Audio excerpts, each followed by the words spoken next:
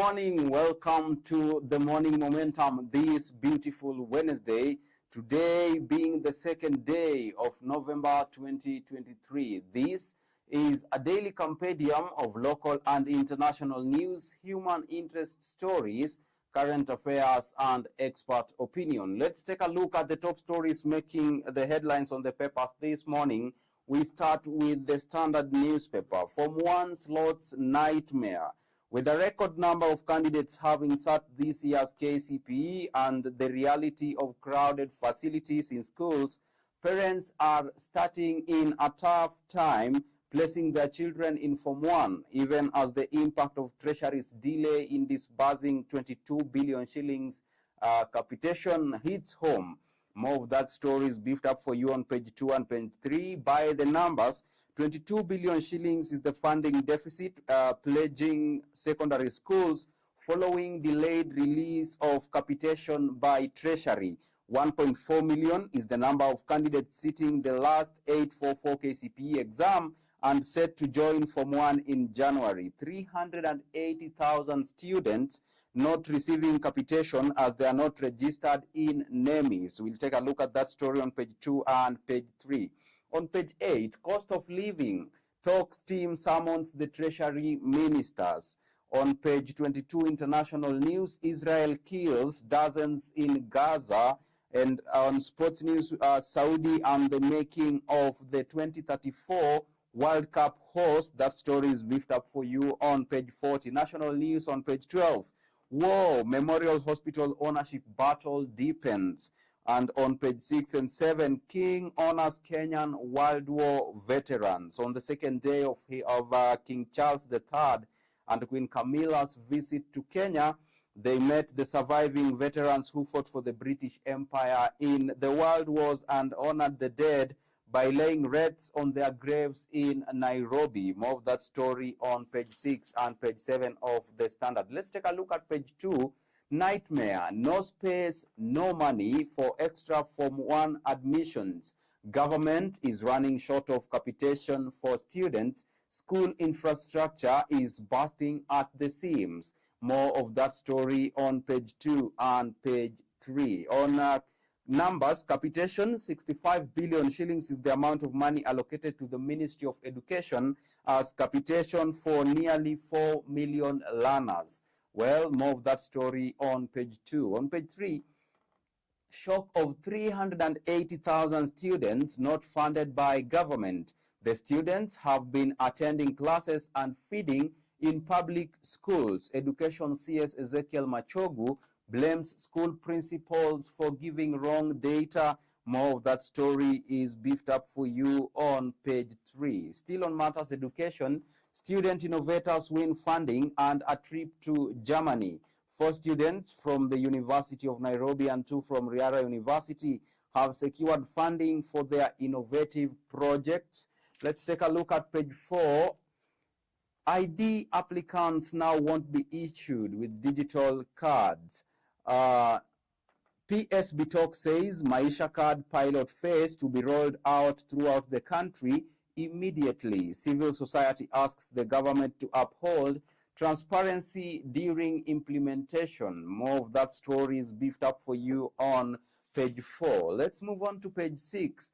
It's all about the King's visit. Now, King honors Kenyan World War veterans. The King and Queen met veterans and honored the dead at the Kariakor Cemetery. King lauds UN agencies and Kenya for efforts to mitigate effects of climate change and flags of 5-kilometer race in Karura. More of that story is beefed up for you on page 6.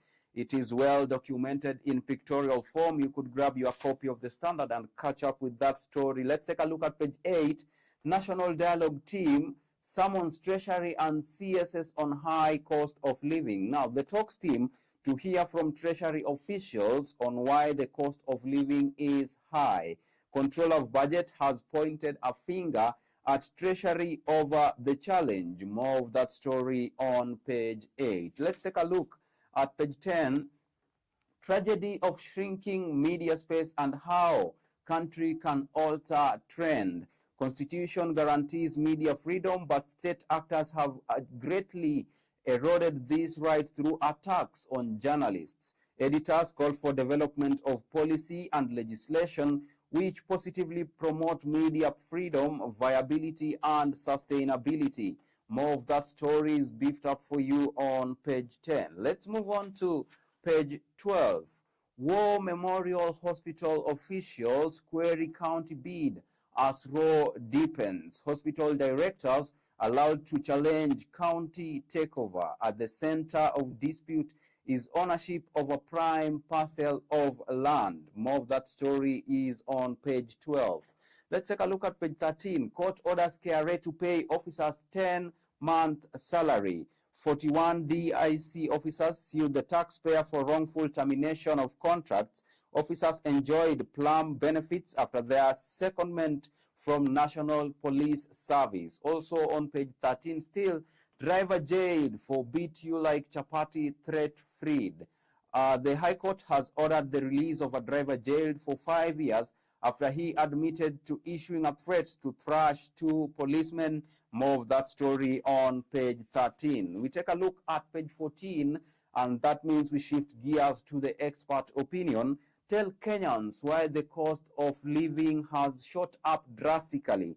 Now, until payslips began to thin, people lost jobs, employers cut down any resemblance of privilege in offices, and the pump figures fattened for no additional fuel.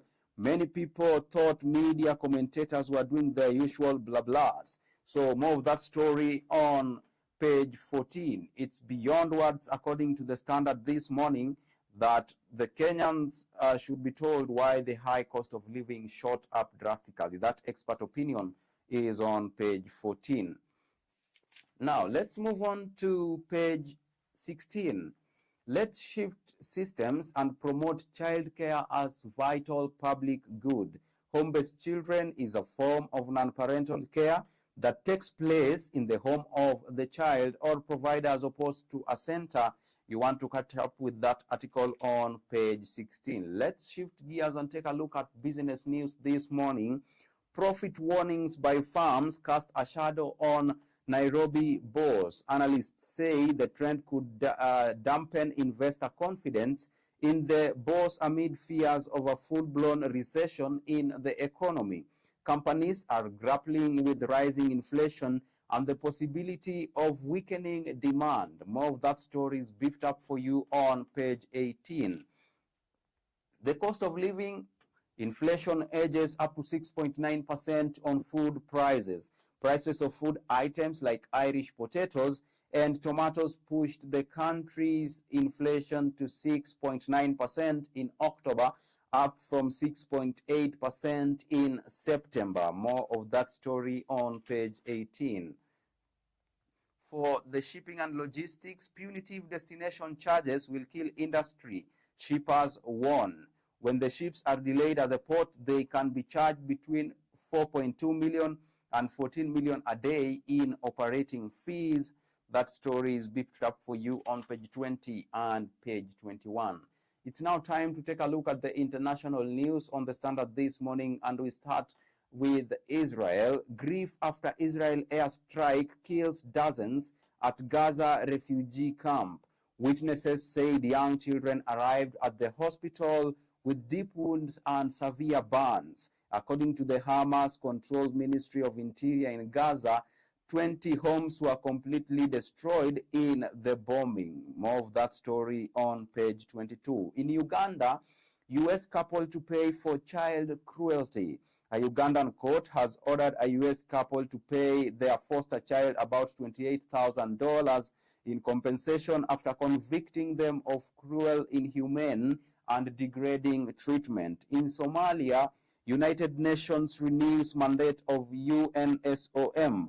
The United Security Council on Tuesday adopted a resolution to renew the mandate of the UN Assistance Mission in Somalia for a year till October 31st, 2024, and more of that story is on page 22. In the US, Trump's children to testify in his fraud trial. Former President Donald Trump's eldest son will be the first to take the stand in a civil fraud trial in New York that could severely restrict the family's business activities in the state. Then we take a look at the Gambia. Mastermind of foiled coup gets 12 years. A junior Navy officer named by the Gambia's government as the mastermind of a foiled coup plot in December last year has been found guilty of treason and sentenced to 12 years in prison. More of that story is beefed up for you on page 23. For the real estate lovers, you have the real estate article also featured on the Standard this morning. Architects form new lobby. That story is beefed up for you on page 4 of the article. Let's shift gears and take a look at sports news inside the Standard this morning. And we start with Safari Rally. Now, Go Hill seeks to make a mark at Guru Nanak Rally. Youngster will take part in the two-wheel drive category in the action on Sunday. The 15-year-old, who is only in his third full year of racing, will be navigated by Mudassir Chaudhry. More of that story on page 37. On football, Amiran see off Astral Aviation in Left Foot League. Amiran Kenya secured a convincing 3-0 victory over Astra Aviation in the Left Foot Sports Corporate League fixture played at Sikh Union Club AstroTurf over the weekend. Let's take a look at page 38. It's all about hockey. Now, Clinical Kenya to face Nigeria in Paris Olympics semi-finals. Buire scored her second goal of the tourney as Kenya saw off Namibia 1-0 yesterday. The Kenyan women finished top of Group B with the 9 points after winning all their matches. That story is beefed up for you on page 38. On page 39, the top story on sports news is volleyball. KCB Bank eager to retain title as new KVF season serves off in Nandi. 12 women teams and 16 men's teams to converge in Nandi today. The first leg will be followed by Heroes of Community Tournament. That story on page 39. We take a look at golf. These are among top golfers to battle for glory in Coast. Kenya's long-hitting golf professional Dismas Indiza will be joining other 28 players in this year's annual Mulembe Golf Tournament set for the Par 71 Link Mombasa Golf Course in Mombasa County this weekend. Now we take a look at the cover page. Why Saudi 2034 World Cup should not surprise anyone. Cristiano Ronaldo is the most high-profile player to have joined the Saudi Pro League. The country is all but guaranteed to be staging the tournament in 11 years' time. Now, with that story of Saudi 2034 World Cup, we take a quick break and then we come back with the top stories making the headlines on the Daily Nation. You can be part of the conversation. Remember to follow us across all our social media platforms at Younib_TV on Instagram and Younib Media TV on Facebook and YouTube. See you on the other side of this broadcast.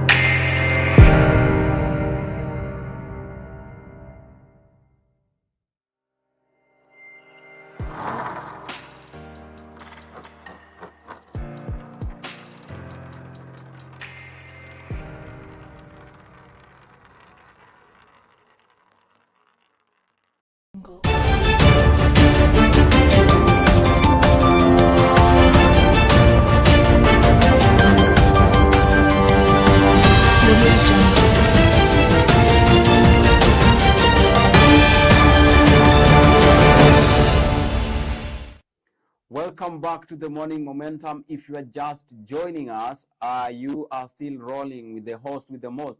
Alfonsoh is my name. Let's take a look at the top stories making the headlines on the Daily Nation this morning. Top senators and women reps. Now, approval ratings. Newly elected senators are performing better than their more experienced counterparts 1 year after coming into office, according to a new Infotrack poll that has also found that a majority of women representatives have their work cut out to win over voters. We'll take a look at that story on page 8. In a nutshell, in Busia County, Okia Omtata leads the top senators, followed by Kirinyaga's Kamau Murango. Aaron Cheriot of Kericho is at 56%. Makueni Dan Maanzo is at 52%. Nyandarwa's John Methu at 51%. Muranga Joel Nyutu is also at 51%. Samburu's Lelegwe is at 50%. Kitui's Enoch Wambua is at 50%. And Nairobi's Edwin Sifuna is also at 48%, together with West Pokot's Julius Mulgore. The top women reps is led by Turukana's Ngigit Cecilia at 50%, followed by Kirinyaga Maina Jen also at 50%. Next to them is Homa Bay, Osogo Bensuda together with Tarakanithis Nduyo Susan are at 49%. Now, for West Pokot and Nyandarua County, Kasiwai, Rael, and Gitau Faith are at 48% and 47% respectively. Kakamega's Muhanda LC is also rated at 47%. Embu's Pamela Njoki and Muranga's Maina Betty are rated at 46%, together with Makwenis Mumo Rose Museo. More of that story on page 8. On page 2 and 3, King Charles II off to Mombasa after city tours. King Charles III concluded his tour of Nairobi with stopovers at the Commonwealth War Graves in Kariakoo and the United Nations offices in Gigiri, among others. Also, exam season, it's now KCSE students' turn. The Kenya Certificate of Primary Education examinations finally came to an end yesterday after 39 years as the country marked a significant shift in the country's approach to primary education assessment with the introduction of the Kenya Primary School Examination Assessment, KPSEA. More of that story is beefed up for you on page 4. In the transport sector, Nairobi-Mombasa SGR fares up by 50%. The Kenya Railways has announced a 50% fare increase for Nairobi to Mombasa standard gauge railway passengers starting January. More of that story is on the cover page. Now, on taxes, KRA now eyes e-citizen data to catch tax cheats. Taxman seeking to use third-party data from the e-citizen platform to catch individuals and firms evading tax as part of its strategies to hit its staff revenue targets. More of that story is beefed up for you on page 26. On matters technology, anxiety worldwide as computers get smarter. On revenue, Abul Swamad gets nod to charge fees at port.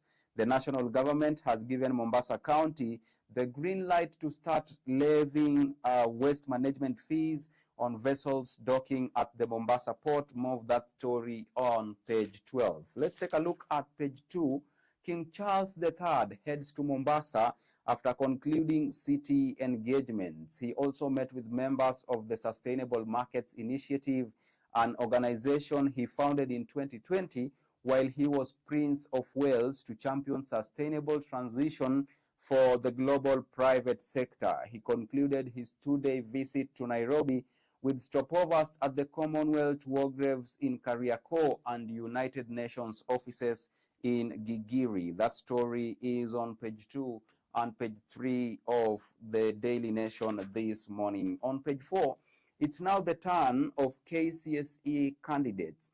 Kenya Certificate of Primary Education examinations came to an end yesterday after 39 years.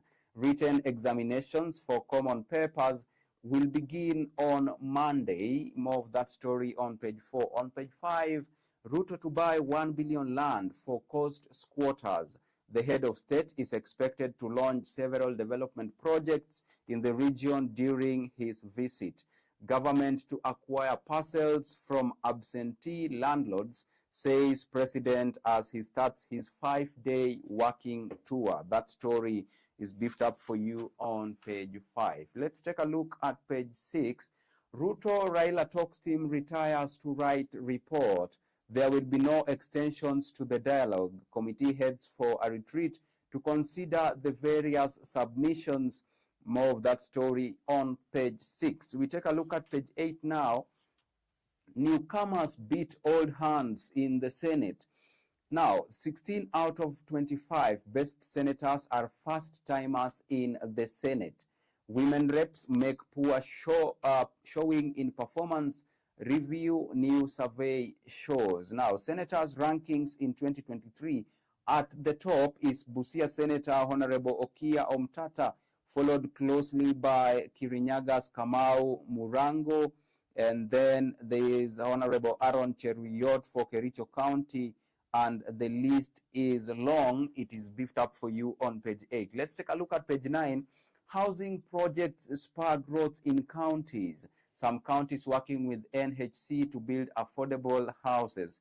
Devolved units are wooing investors in real estate to put up modern housing units to accommodate rising population. More of that story is beefed up for you on page 9. Let's take a look at page 10. Counties boost tourism trade to raise money. Devolved units have invested significantly in the two sectors since the reception of devolution in a bid to boost their incomes. Regional authorities are leveraging on their various strengths to maximize returns. That story is beefed up for you on page 10. Let's take a look at page 12. Mombasa gets nod to charge fees at port. County allowed to levy 300 shillings for every 100 gross tonnage, with minimum collection of 30,000 per vessel. Ships calling at the port will now have to pay the county government for waste collection and management. That story is beefed up for you on page 12. Let's take a look at page 15, and that is the expert opinion. Reparations from Britain will be bad for Kenyan. Now, those are sentiments by David Omonda, and he says, and I quote, reimagine a mutually beneficial relationship of equal partnership. That story is beefed up for you on page 14. It's all related to King Charles' visit to Kenya. Now, let's take a look at page 19, and that is county news. We start with Kisii County. Apologized to Arati, Kindiki told over police office raid. Debate on the motion turns into shouting match as ward representatives trade barbs. Now, in Kisumu County, Koru Soin Dam stalls as project is derailed by cash crunch. Construction of the Koru Soin Dam could take longer due to lack of funds. Well, let's take a look at Nyamira County briefly. MCA loses seat in Jubilee Party row. Now, the Jubilee Party has won a case in the High Court against nominated MCA Dolphin Nyangara Onkoba, who has now lost the seat to lawyer Michelle Kemuma Omwoyo. In Nairobi County, KCP candidates given free lunch. Landimawe MCA Simon Maina Mugo, aka Miche, handed out free lunch and other material to over 200 KCPE candidates at Mukuru Primary School. In Uasin Gishu, AP officer denies killing husband. A police officer accused of killing her husband has pleaded not guilty to murder charges at High Court in Eldoret. Miss Lillian Biwott, age 32, an administration police officer, allegedly stabbed her 36-year-old husband, Mr. Victor Kipchumba, 12 times on the chest on the night of October 9th after domestic dispute.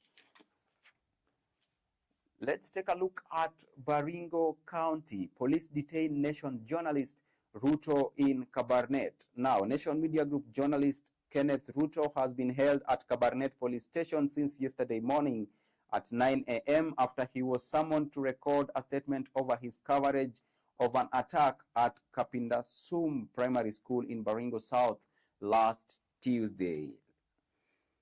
Also, tough was signal frailty of pre-poll deals in counties. Governor Mwangaza on the hot seat for the second time. The law provides grounds for removal of governors, but in some case, it's abused to settle scores. That story is beefed up for you on page 20. Let's move on to some other news in the international world. Now, anxiety worldwide as computers get smarter. Elections run the risk of being won by pathological liars. Some industry fear AI could seize control from human beings. More of that story is on page 25. Also, German head faces dark past on a DAR tour. President Frank Walter has urged Germany to face up to its dark past in Tanzania, saying his country is open to returning looted artifacts. More of that story on page 25. Briefly, in Mogadishu, Council renews Somalia mission. The Security Council has adopted a resolution to renew the mandate of the UN assistance mission in Somalia until October 31st, 2024. In Panama City, the Panama Canal to reduce traffic. The operator of Panama Canal, the passageway for ships between the Atlantic and Pacific Oceans, says it will limit the number of crossings due to drought. Let's take a look at Kabul. Refugees, Taliban want some more time. Afghanistan's Taliban government has asked Pakistan to allow undocumented Afghans more time to leave as pressure mounts at border posts swarmed by the standards fleeing the threat of deportation. That story is also beefed up for you on page 25. Let's take a look at business news. KRA now eyes e-citizen data to catch tax cheats. Authority to use third-party information to smoke out those skirting payments. Authority investing in new ways to nip evasion in the bud. That story is beefed up for you on page 26. Let's take a look at sports news now on the Daily Nation this morning. And we start with golf. Now, Diani Beach Masters returns next season. Uganda Open champ Indiza leads a strong field to Mombasa. KGU also announces changes in ranking systems for Amateur Championship Series. And more of that story is beefed up for you on page 32. Let's take a look at page 33. New volleyball season should follow international calendar. These are sentiments by Samuel Gacharira, pitchside, and I quote, "I look forward to a smooth season devoid of some complaints that emerged towards end the last campaign. Also, why we need more city marathons in Kenya." These are sentiments by Barnaba Korir. There is added advantage of marketing cities and towns. That story is beefed up for you on page 33 of the Daily Nation this morning. On page 34, Saudis ready for summer or winter tourney after rapid bid. Gulf nation will be first in country to organize expanded 48-team World Cup on its own after joint hostings in 2026 and 2030. Also, the FKF Premier League, Gor rise to league summit. Bandari gain ground in race. That story is also beefed up for you on page 34. Let's take a look at page 35. Ageless Edna Kiplagat targets another bite of the Big Apple. Two-time world champion success and longevity has inspired upcoming athletes. It will be Kenyan Stars' sixth appearance in New York, having made her winning debut in the 2010 edition. That story is beefed up for you on page 35. We take a look at the cover page. SGR fares to rise by 50% from January. Passengers traveling from Nairobi to Mombasa will pay 1,500 shillings for economy and 4,500 shillings for first class. Kenya Railways says the fare review is due to significant increase in fuel prices. Now, that takes effect from January 2024. With that story of SGR fares rising by 50%, we come to an end of today's session of the Morning Momentum. Many thanks for choosing to stay with Younib TV. I have been your host, Alfonsoh. By extension, I also want to express my heartfelt gratitude to all those who made this broadcast a success, the Chief Controller, Anifa, Kavira. See you tomorrow, same time, same place. Until then, do have a beautiful Wednesday. Bye-bye. Go.